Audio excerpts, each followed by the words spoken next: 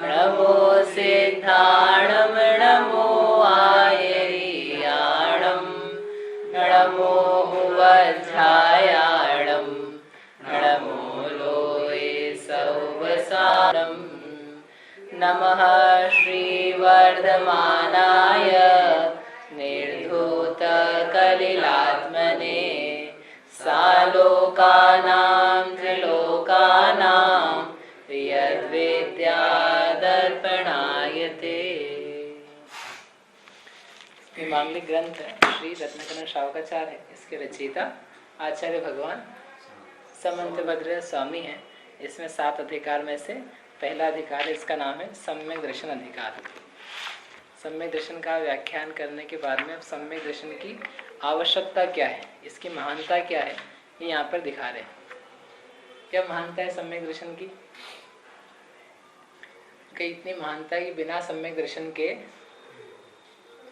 ज्ञान चारित्र नहीं होते, इसलिए सम्यक दर्शन को सबसे पहले रखा। जब मोक्ष मार्ग बताया ना, तो मोक्ष मार्ग में क्या सूत्र दिया?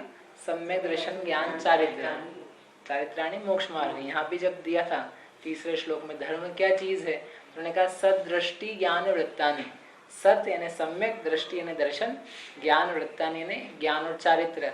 तो यहाँ पर भी धर्म भी जब बताया तो यही कहा सम्यक दर्शन ज्ञान चारित्र ये धर्म होते हैं। वहां पर मोक्ष मार्ग कहा तो वहां भी सम्यक दर्शन ज्ञान चारित्र मोक्ष मार्ग ऐसा कहते हैं। यानी दर्शन को आगे रखा, तो रीजन बताया था उन्होंने कि दर्शन को आगे क्यों रखा, ज्ञान चारित्र को बाद में क्यों रखा। तो क्या कहा था 31वें नंबर के श्लोक में कि जो ज्ञान और चारित्र है उससे भी दर्शन में महानता है, महान चीज को पहले रखा जाता है। तो इसलिए महान होने के कारण से सम्यक दर्शन को आगे आगे रखा है। तो प्रश्न पैदा हुआ इसमें महानता किस बात की है, तो महानता एक रीजन यहाँ पर दिया कि ये कर्णधार है। कर्णधार यानी जैसे नाव का नाविक है तो उस नाविक के हाथ में जो बागडोर होती है वैसी अन्य लोगों के पास नहीं है। वह नाविक जैसा ले जाना चाहेगा, जिस दिशा में ले जाना चाहेगा, जिस दिशा के लिए प्रयास करेगा, उसके अनुसार वो पूरी नाव चलेगी। एक व्यक्ति के आधार से पूरा नाव चलता है। नाव जहाज जो कैप्टन होता है वो कैप्टन जैसा निर्देश देगा उसके अनुसार इतना बड़ा जहाज चलना है। यदि कैप्टन का दिमाग खराब हो जाए, यानी वो बीमार हो जाए समझ लो, या कुछ हो जाए उसकी बुद्धि में, तो जो लोग हैं वो अपना निर्णय नहीं कर सकते कि हम किधर जाएं किधर नहीं जाएं। कैप्टन की सैलरी में वो काम करने वालों की सैलरी में कुछ अंतर होता है कि नहीं? कितना अंतर होता है कि बहुत। कारण क्या अंतर का कि ये ले जाने वाला है, ये तय करेगा कि किस मौसम में किस रूप में किधर से जाना है, क्या क्या रास्ते हैं और उसको जानने की विधि क्या है, कहाँ से बचते हुए निकलना है, कितना मोड़ना है, कहीं टकराना नहीं है। ये सारा जो एक्सपीरियंस रखता है उसको बोलते हैं कैप्टन। जहाज का नाम, जहाज का सूत्रधार, सूत्रधार कर्णधार। अब पहले क्या जहाज के जगह नाव चलती तो नाव में कर्ण यूज होता था, तो कर्णधार के रूप में रखा आचार्य ने शब्द। लेकिन उसका मतलब ये निकला कि जो ये सम्यक दर्शन है ये पूरा सम्यक जो मोक्ष मार्ग की नाव है उस नाव को चलाता है, ज्ञान चारित्र को अपने साथ में लेकर के चलता है। ये डिसाइड करेगा कि तुम सही में जा रहे हो, सही ज्ञान चारित्र में प्रवेश कर रहे हो कि विपरीत में जा रहे हो। इसलिए इसकी महानता बताई गई है। ये महान इसी कारण से बन जाता है। फिर भी कोई प्रश्न करता है कि नहीं फिर ये महान ऐसा क्या है, इसमें कर्णधार बना आपने इसको भी क्यों दे दिया, ज्ञान चारित्र को भी हम कर्णधार देते और उसके सहारे चलता। कह रहे कि ऐसा संभव नहीं हो पाएगा क्योंकि इसमें जो गुण है वैसे अन्य में नहीं है। इसका काम ही क्या है, समीचीनता प्रदान करना, सही करना, ज्ञान को भी सही करना, चारित्र को भी सही करना। ज्ञान और चारित्र अकेले अकेले चलते रहें तो हो सकता है गलत भी हो, और गलत होने में कुछ काम नहीं हो पाएगा। जैसे कल एग्जांपल दिया था कि वो चल रहा है, मेहनत भी कर रहा है लेकिन उल्टी दिशा में चल रहा है, तो ऐसे चलने से, पुरुषार्थ करने से कोई हल नहीं निकलने वाला है, उल्टा दुखी और होना। उसको मेहनत भी जा रही है, समय भी जा रहा है और अपने शरीर की शक्ति भी निकलती जा रही है यदि विपरीत दिशा में चल रहा है तो। इसलिए समीचीनता आ जाएगी, तो समीचीनता आने पर वो भले धीरे धीरे भी चलेगा तब भी पहुंच जाएगा गंतव्य स्थल पर। और असमीचीनता, विपरीतता है तो मई भी पड़ा रहे, उल्टा भी चलता रहे कुछ भी करेगा तो उसके लिए स्थिति कैसी है, सुखद नहीं है। तो ऐसा कारण से उन्होंने कहा कि आप दर्शन कोई कह रहे हो तो इस दर्शन को महानता का कारण क्या है। तो ये अपन ने कल 32वां श्लोक था वो पढ़ा था, उसी को देखते हैं एक बार पुनः। यहाँ पर लिखा है, मैं पढ़ता हूँ, आप दोहराइएगा। विद्यावृत्तस्य संभूति स्थिति वृद्धि फलोदयः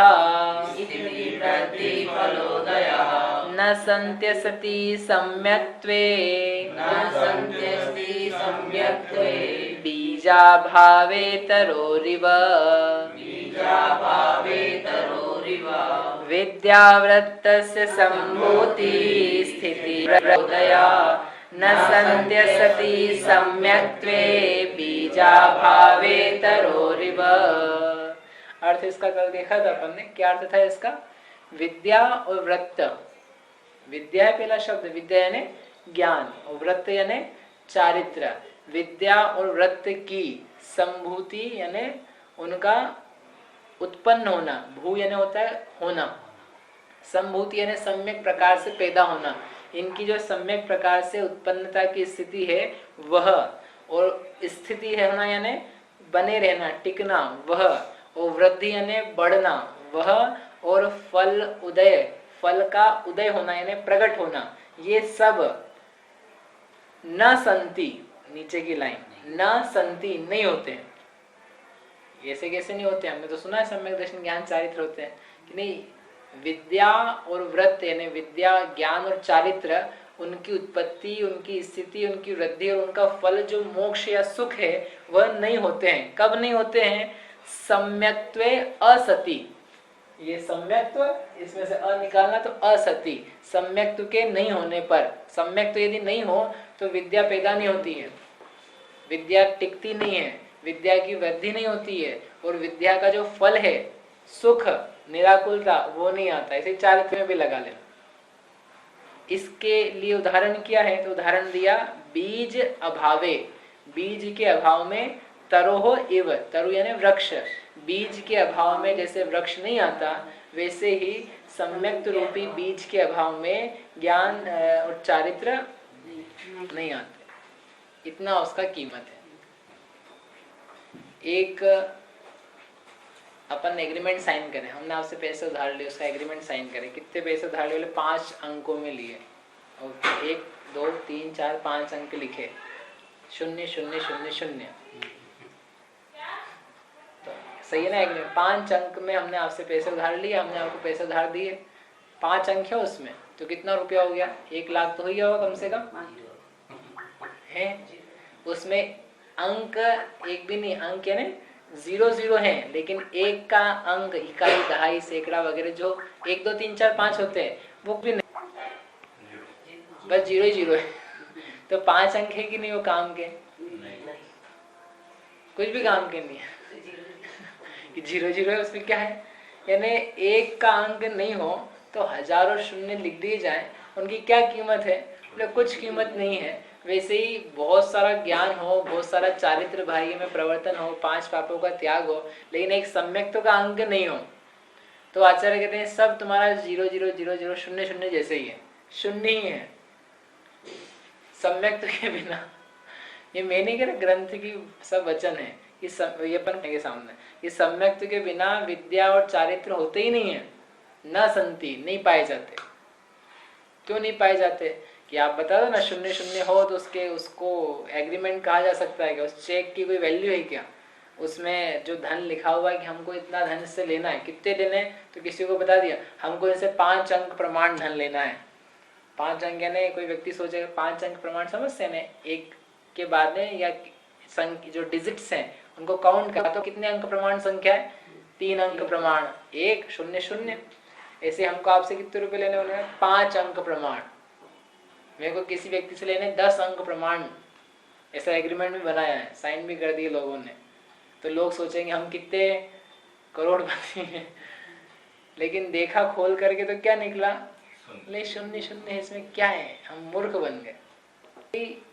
ये जो सम्यक तो है, इसके बिना हमने सोचा कि हमने खूब सारा व्रत तप जप धारण किया हुआ है, और हम मोक्ष मार्ग में बहुत आगे पहुंचे हुए हैं। आपने भी सोचा इनके बहुत नियम है, व्रत है, संयम है, त्याग है, कपड़े भी सफेद हैं। तो ऐसा देख करके आपने सोचा बहुत महान होंगे, लेकिन मालूम पड़ा कि इनके सम्यक तो कहीं क्या है, अभाव है। तो वो सारा था, उसकी क्या वैल्यू निकली? बोले कुछ भी वैल्यू नहीं निकली। ये सम्यक दृष्टि नहीं है, अर्थात मोक्ष मार्ग से नहीं है। मोक्ष मार्ग की वैल्यू है, मोक्ष मार्ग में नहीं है, उसकी कोई कीमत नहीं है। ऐसे ही है। दूसरा दृष्टांत दिया उन्होंने आगम में कि सम्यक्त्व के बिना ज्ञान, श्रद्धान, ज्ञान और चारित्र सब कैसे हैं कि जैसे ठठरी का श्रृंगार। ठठरी समझते हैं? हाँ। क्या होता है ठठरी?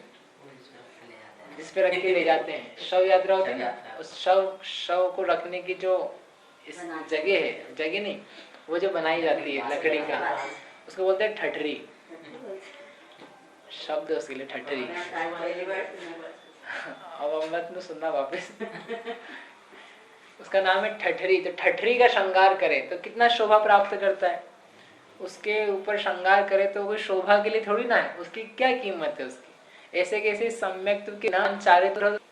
लोगों को बहुत सारा ज्ञान है संसार के विषयों का, जीवों को बहुत विशेष विशेष ज्ञान है। कहो तो आईएएस भी है, आईपीएस भी है, कलेक्टर। इतना ज्ञान कि आप बोलो हमको, आपको किसी को नहीं होगा, इतना ज्ञान है। तो फिर वो मोक्ष मार्ग से है कि नहीं? संसार के दुख का अभाव हो जाएगा कि नहीं? इतना ज्ञान तो है। चलो वो तो लौकिक ज्ञान हुआ। अपन इसी का समझ लो, किसी को शास्त्र याद है, प्रवचन सार, नियम सार, समय सार याद है, बिल्कुल गाथा है, उन गाथाओं का अर्थ वो सब याद है। तो वह सम्यक दर्शन के बिना मोक्ष मार्ग में स्थित है कि नहीं है? उस ज्ञान की कितनी कीमत है? तो उस ज्ञान के माध्यम से व्याख्यान हो सकता है, समझाया जा सकता है, और उस ज्ञान को यदि समीचीन प्रयोग करे तो शायद सम्यक्त्व को पैदा भी कर ले। लेकिन सम्यक्त्व की तरफ कोई दृष्टि नहीं, कोई ध्यान नहीं, आत्मा का स्वसंवेदन बने, स्वपर का भेद विज्ञान हो, इससे कोई लेन देन नहीं। अपने को तो खूब ज्ञान है, इस परिणाम में भाव में रहे तो वह कितनी जल्दी उद्धार को प्राप्त हो जाएगा। कब हो जाएगा उद्धार को प्राप्त? होगा कि नहीं? क्यों होगा कि नहीं? आपको संशय लग रहा है सबको? बोले नहीं नहीं, इतना तो याद है। याद होने से कुछ नहीं होता है। ये तो समय सार, प्रवचन सार तो थोड़ा